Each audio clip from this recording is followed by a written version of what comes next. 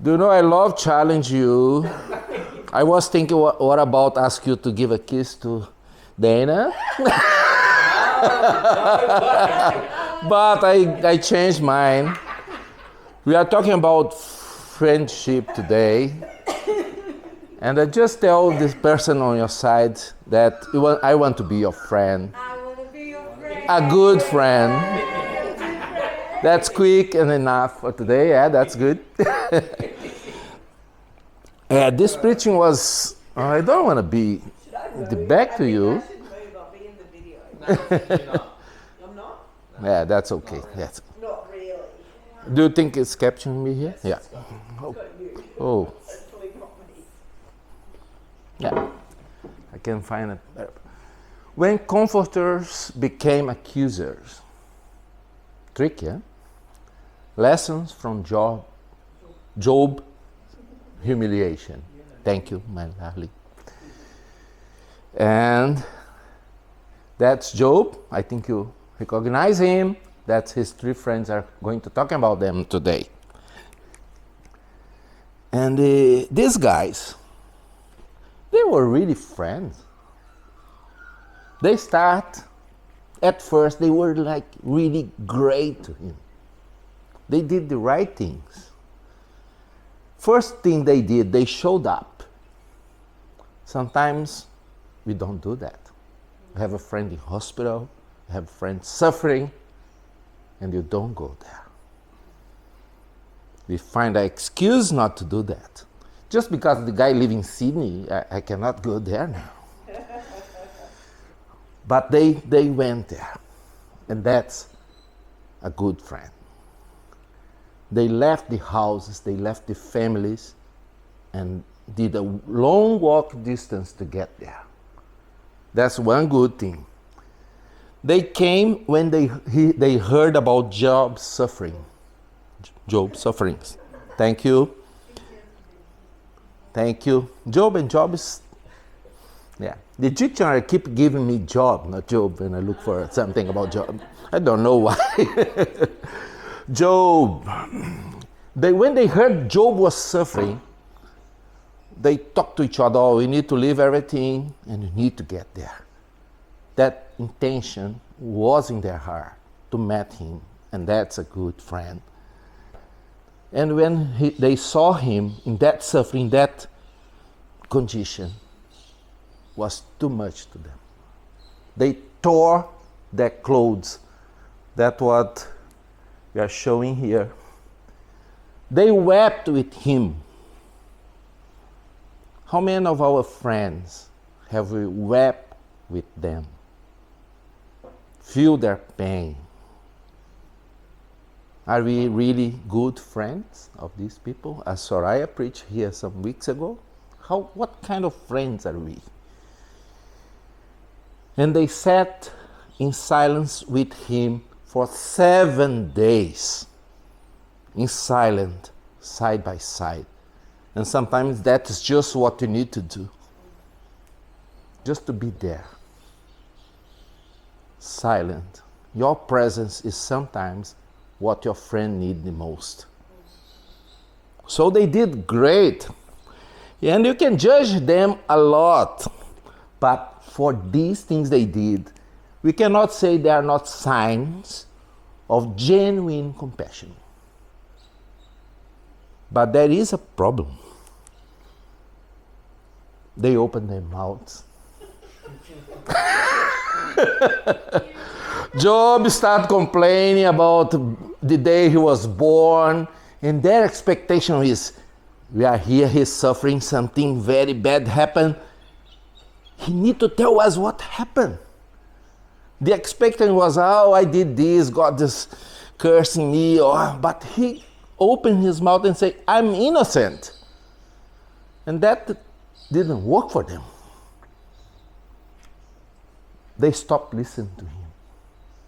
He said he was innocent like 100 times. They didn't listen to that. They accused him instead of comfort him. They went there to comfort him, and they start accusing him. They judged instead of loving. Sometimes it's an option. We can love or we can judge. It's rare to put these things together in a smooth relationship, let's say. They planted shame in that guy instead of hope. You should put hope in the people's heart, not shame. And that's humiliation. But God himself rebuked these guys.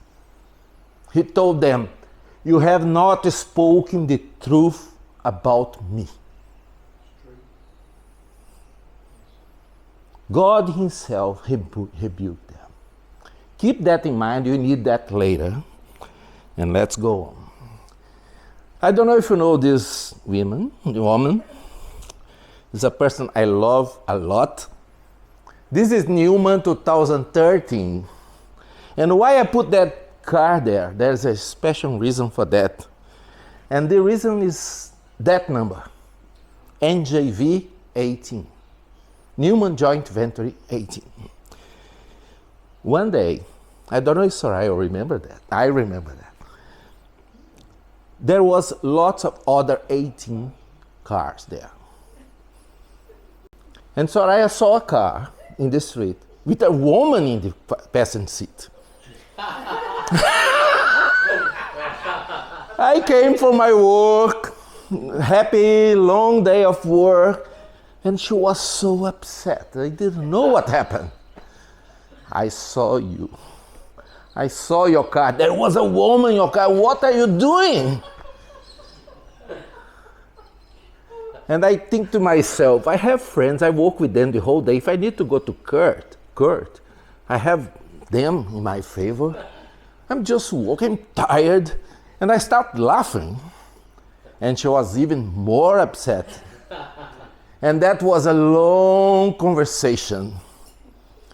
And it doesn't matter at that moment if you are right, if you believe you are right, if you have not done anything wrong, you feel like this. That's how I felt down. And that's what happened to Job with his friend. I'm still alive, so the end was good, yeah? I'm still alive, so that's good. Thanks for that, Soraya. I learned something that day. But there were three guys, three friends of Job, those three we're talking about. The names are Eliphaz, the Temanite, Bildad, the Shuhite, and Zophar, the Naamatite. We today are going to pretend you are these guys for a short while. It's not good to be in a position of a person that tell things you don't want to tell, but let's do that exercise. Let's step in their shoes. Let's see the world with their eyes. And let's listen some of the things they said. That's the exercise today. We'll start with reading the description. Is the first one, Eliphaz. And I'm planning to do that together with you too. I don't want anyone sleeping today, so let's try to do that together. Okay? Job 4:1-9. Then Eliphaz the Temanite replied, if someone ventures a word with you, will you be impatient? But who can keep from speaking? Think how you have instructed many, how you have strengthened feeble hands. Your words have been supported those who stumbled. You have strengthened faltering knees, but you know troubles came to you, and you are discouraged. It strikes you, and you are dismayed. Showed up in your piety and your confidence on your blessed, blameless ways, your hope. Your hope. Consider now, who, being innocent, have ever perished? Where were the upright and ever destroyed? As I have observed, those who plow evil and those who sow trouble reap it. And the breath of God, they perish. At the blast of his hunger, they are no more. This is a friend. But let's go in detail and see how these three guys had that conversation with Job. And let's put ourselves in that place as we were talking these things. So the first one is Eliphaz, probably the elder, because the elder used to talk first at that time. He began gently, claiming his window and experience. Gently, he was like asking Job, like, if someone ventures a word with you, will you be impatient with that person? Like, I will tell things that you don't like it, you not like it, will support it, will be okay with that. So that's the starting of the conversation.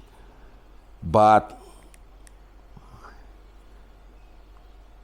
they were not alone, there are people around them. So it was not a private conversation. What they were telling there, speaking, everyone was listening. So this changed the way you speak things.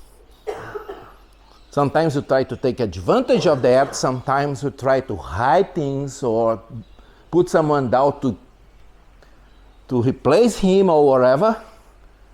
But you are judged when you speak publicly as well. So what the guy did there, who that was innocent ever perished? It's not wrong to say that. But publicly, with a guy that was suffering that way, that's a judgment. What he's telling is, if you were innocent, you are not in this condition.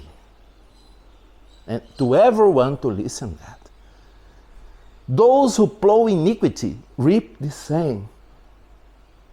He's just confirming what he's thinking about Job. That's your fault you are in that condition. Can a mortal be more righteous than God? What happened here looks a great phrase, all normal, but if you look for Job, just claimed that he was innocent. And the guys was refuting him like, if you are righteous, and God is doing that with you, are you righteous than God? Blessed is the one who God corrects. He was telling the people, this that is happening to him is because God is found something wrong in him and is fixing it. But he was claimed to be innocent. And that's the point. And he told something even worse. He accused him of false piety. He said, you haven't given no water to the weary. You have withheld bread from the hungry. That's lies. God himself told this guy was good, was doing the right things. This is lie. He was lying in front of people. I don't know if you have been in that situation. That one was lying about you and tried to convince people you are wrong and you knew you are right. Can you imagine that situation? I don't know if you have been something like that, but that happens. Submit to God and be in peace with him. He was asking him and telling the people that what you are doing is your fault. You can go back, tell the truth. Come back to God. But he was claiming innocent, to be innocent. So what he's saying in summary is, suffering comes from hiding sins, and God corrects the guilty. That's heavy. But my point is, sometimes we sound like him. We do very similar things. We can read this phrase as we speaking them, and depend of not the phrase itself, but depend of the context. We say this phrase, they can be very they can break hearts, they can break dignities. So look at them and tell me if you listened to them before. You must have done something wrong. This is the consequence of your choices. God knows what He's doing. Confess and everything will be fine. You claim innocence. This suffering is for your own good. I heard that once. You need more faith. You need more faith. That's hard. The second one was Bildad, the Shunammite. He started defending God's justice and blaming the sufferers. How long will you say these things? They were in a fighting already. The conversation was going. And first phrase he told Job, how long you say these things? Your words are blustering wind. Should we listen to you? Does God pervert justice? So you are saying you are right and God is wrong? If your children sin, look at these things. If you want to have an enemy, talk about their children. Bad things about their children. You find an enemy. And he told Job, if your children sinned, God gave them over to the penalty of their sin. He told this, they died. The 10 children he had, because they have sinned. That guy don't want to be my friend, he tell me that. If you are pure and upright, he will rouse himself on your behalf. If there is anything good in you, God will have mercy on you and will change your condition. But you need to tell the truth. You need to confess your sins. That's the judgment.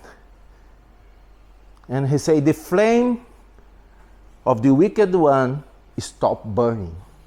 He was the example, the good man, the comforter, the counselor. But what he's saying is, that flame is gone. You are no longer that person you used to be. And that's because you are a wicked man, a friend.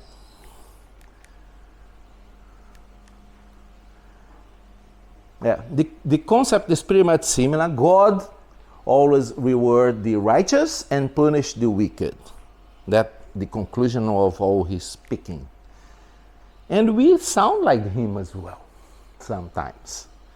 When you say, what happened to your family is your responsibility. Not in all the contexts. Some contexts this is right, but not when something really bad happened. God doesn't make mistakes. You deserve what God gave you. If you were really innocent, that's a lot. You don't have the right to complain. Friend. The third one, Zophar, the Naamatite, was even more judgmental.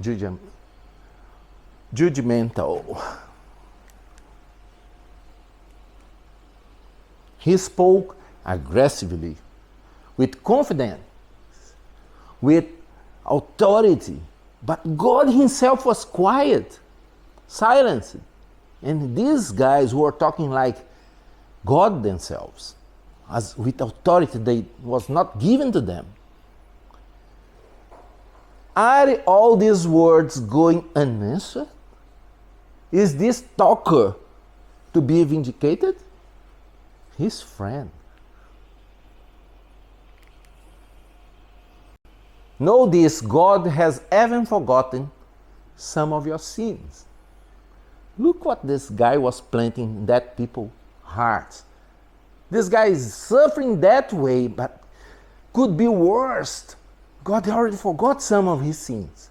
This is the price he's paying for the things God didn't forget yet. If you put away the sin that's in your hand, and blah, blah, blah, blah, blah, blah, blah, blah, blah. The joy of the godless lasts but for a moment. And this guy were friend, probably rich people as well, and Job was the top guy, the one that was example for them. But he fall, and he told in his face, your flame was burning, you're bright, but it's gone. Good friend. So he said that Job deserved even worse, that God was being merciful with him. Lost the house, everything he has, the children died, sick, pain the whole body, and God was being merciful with him. When you sound like this guy, I knew it was going to happen to you. I don't know if I've heard that. I don't know if you have said that to someone. But some people think they know what is going to. I knew what's going to happen. Why I didn't tell you? Why I didn't make money with that? If I know what's going to happen, I could make money on that. But judge after things happen is so easy. You finally showed your face, your real face. Look, they were friends for a long while. Good friends. And now the guy's suffering to death. And he said, you finally show what you are. This is what you are. If you could be worse, and you deserve it. I don't know if you heard things like that. Just stop doing whatever you did wrong. You don't want to tell me, no problem, but stop doing and things will get better. This is only the beginning. Yeah, friends. Let's think about that a bit. Humiliation can go beyond pain. I don't know if any of you have been exposed, if any of you have been shamed or silenced. I think we can change that phrase. How many times have I been exposed? How many times have I been shamed? How many times they silenced me? Judgment, the bird again. It's not me. I just used that in the first slide as an expression. Judging and exposing suffering without compassion destroys dignity. The person is suffering, and that could happen. But you judge that suffering. You take your conclusions. You expose that person publicly. You are destroying dignity. This is what we call humiliation, real humiliation. And what was affecting Job's dignity? What changed in his life? He was respected. In the gates of the city, he was sitting there giving advices, comforting people. He was like an example of a smart man, an elder that was helping people and respected. And now he was rejected for his best friends. He was heard from. He was a person that people was going to him to listen to him. And now He was accused. He was righteous. And now he was accused to be guilty.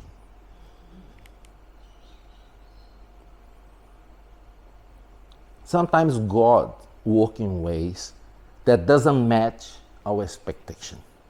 It's not what you want. It's not, we cannot understand God sometimes. But this book of Job, it helps us to open our eyes for the danger of the judgment. Because it's pretty rare to have the full picture on some situation. And sometimes we are so quick to judge. And that when the mistakes happen. But he also reminds us that humiliation doesn't mean that God is not with you. It's a situation. But that's not the end. And God is never far from you. And in the end, the book, there is a restoration. We are going to talk about that.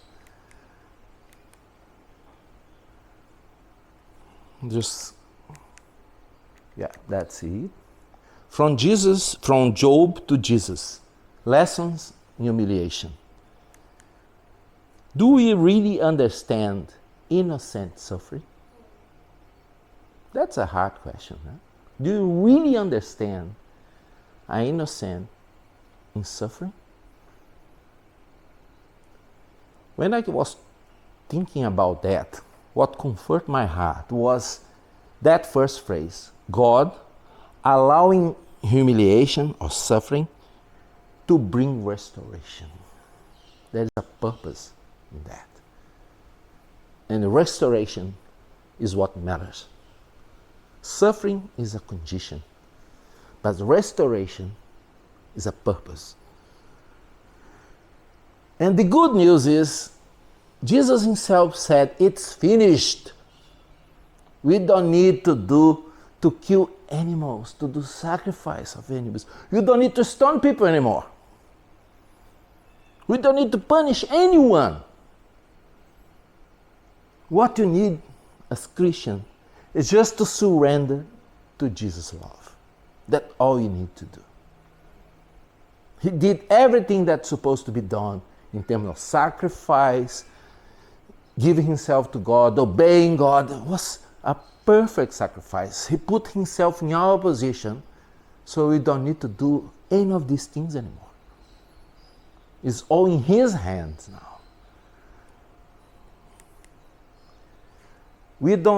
Do we understand innocent suffering? The sheep is still there on the right side. But looking for Job and for Jesus, how can you compare both of them? Of course, Jesus is much high level, but Job lost wealth, his children, health, social status. Jesus was mocked, beaten, stripped, and publicly crucified. Job suffered without knowing the reason. Jesus suffered intentionally, knowing what was going to happen to him. To be a sacrifice for us. This is much deeper. Much deeper.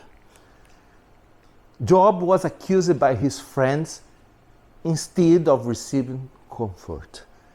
He could not resolve the situation. It was not in his hand. He couldn't do anything. Jesus was accused by false witness. False witness. He chose silence and obedience. It was his choice. Job showed that a person can endure the pain of an innocent suffering. He proved that. But Jesus showed the purpose behind the innocent suffering.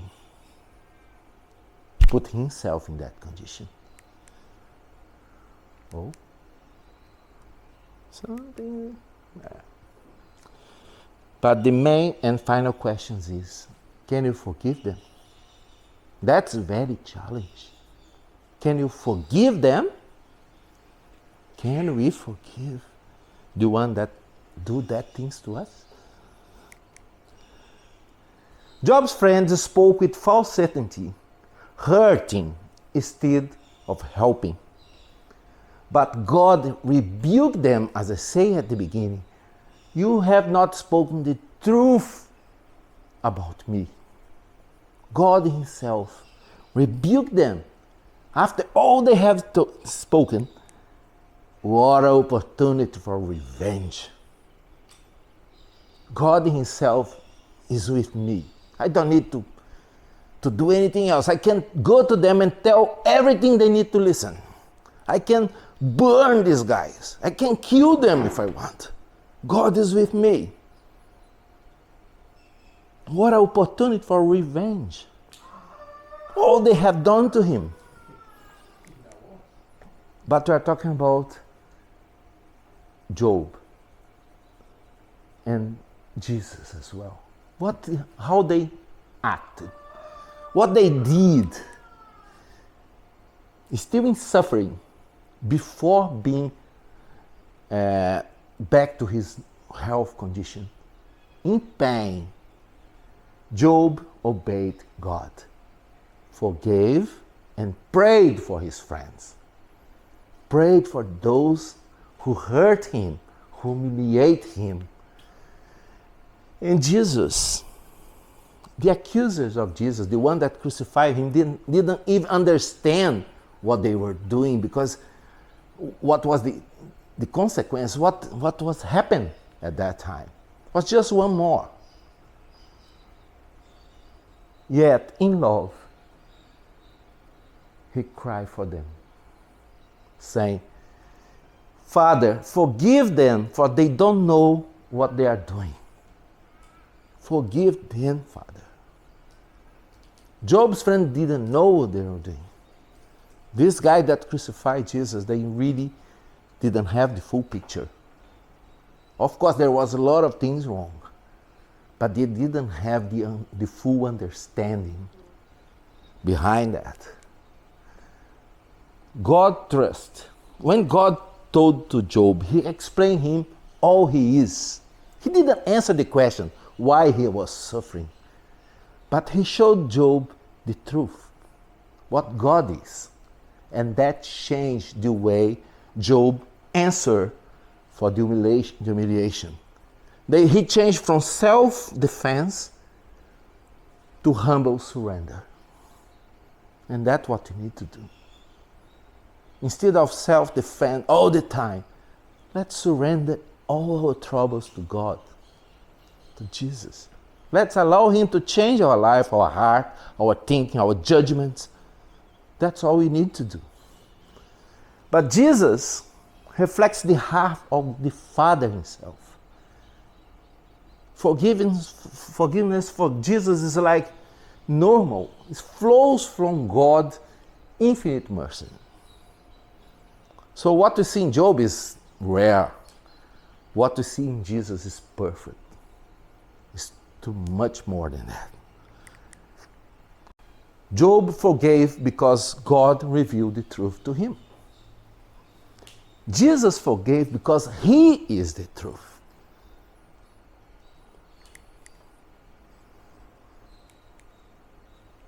And now, what's going on?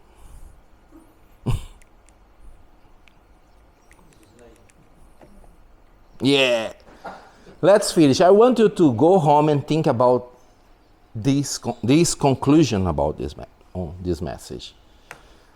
As Christians, we forgive. As Christians, we forgive. We forgive. Not to escape of suffering, not to reduce the pain, but because we want to be like Jesus. As Christians, we want to be like Jesus. And His mercy is far greater than our whole understanding. That's why we as Christians are invited to forgiveness. That's why one day Jesus died on that cross to forgive us, to give us this opportunity. We can be better. We can be great Christians. We can be with Jesus in the end. And now we are going to have our supper. I would like you to remember that crucifixion, what Jesus did for you. And it doesn't matter how you judge yourself, how the others judge you.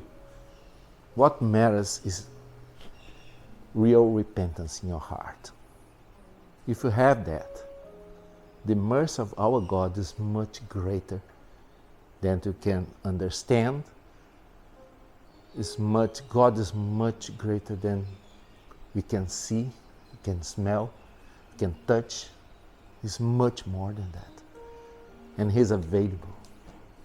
We just need to be ourselves and not judging ourselves or the others, but surrender to Him.